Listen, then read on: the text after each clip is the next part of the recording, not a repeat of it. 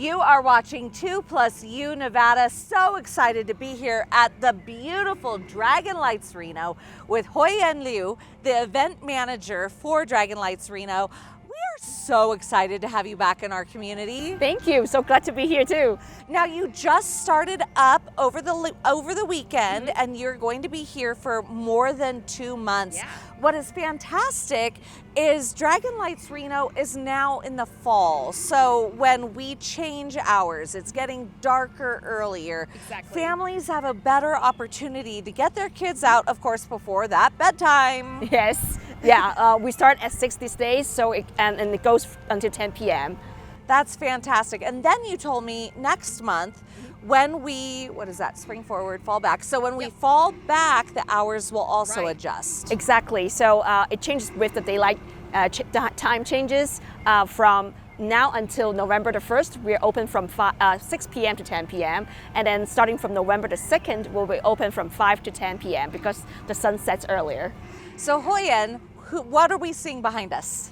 This is one of my favorite scenes. It's a huge bear sleeping on a rock with all the flowers and all the elements moving as well. And if you look closer, the bear actually snores and its belly goes up and down. So it's really fun to look at. And of course, bear in hibernation, and we are in that hibernation season right now. Yeah, that gives the vibe of that for sure. Absolutely, and of course the unicorns. I mean, who doesn't love the unicorn? How many light groups do you have like this here at Rancho San Rafael, Wilbur D. May Arboretum? Yeah, so we work with the landscape of the park, and we bring over 46 lantern groups this year, and that's over 1,000 or tens of thousands elements we're talking about. And when you're talking an element, I'm thinking one unicorn is one element, one flower or lotus is one element. Yes. So how many again? I would say tens of thousands. We can't count because there's just too many of them. Like for example, in the scene behind us, there's so many flowers and the horse and the unicorn and the birds, all the animals. This alone can be over 100 already. So, and then we're talking about 60 more, 60 group more. Yeah. Fascinating. Rarely each year do you see the same exhibit over and over. Here at Reno at the Wilbur D. May Arboretum, we may only have, what is it, the Dragon Tunnel? Yeah, so every year we actually bring over 100% new displays. And even for the dragon is very iconic in our show because it's Dragon Lights, but we change up the dragon every year as well.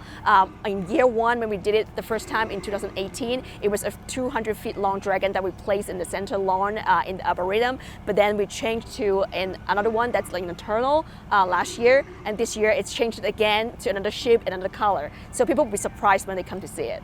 You know, what's so cool about Dragon Lights Reno is you have so many different elements for different age groups and different sensory groups. What this year is good for the younger kids and what this year is good for sensory divergent families, and what should people know is the must-see this year? That's a good question. So when we plan the show, we try to have children in mind and have like different people in mind because we try to create something for everybody. So when we're talking about younger kids, we might have them to go into the interactive playground with lots of games, and it's almost like a gym where you can exercise, so to release all the energy. And then we have a quieter space where you can just walk through in the ocean world. So it's quieter and it's a more like quiet and relaxed ambient there. And then we're going to be on these bikes. Do these bikes, like the harder you pedal, the brighter they get? Explain that. Yeah, that's exactly how it works. So it's a good exercise if you're looking for some workout. Boy, I need that. You pedal it and then you change color of the display or make it brighter and brighter. So it'd be fun for all ages, I would say, as long as you can bike. Fantastic, as long as you have enough air to, get through all that. Exactly. Oh my gosh. Well, What is it about Reno and the Wilbur D. May Arboretum that has had you come back for so many years?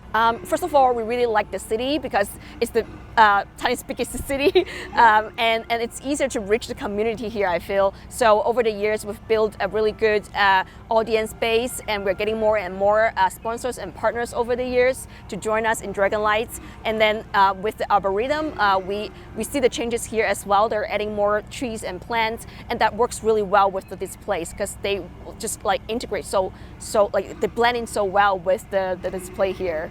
I find it so fascinating taking a look at the economic portion of Dragon Lights coming to Reno. Obviously, so many people come here for 2 months, but you are bringing people to our community. Can you speak to the number of people that come and stay in our community during the more than 2 months? Yeah, we absolutely have a lot of people come through the show. And so last year when we changed from the summer to the fall season, we saw about over 70,000 people for the 2 months time, and a good portion of them came from out of the county and out of the state. So I'm happy to see that a lot of people are coming from afar to see the show as well.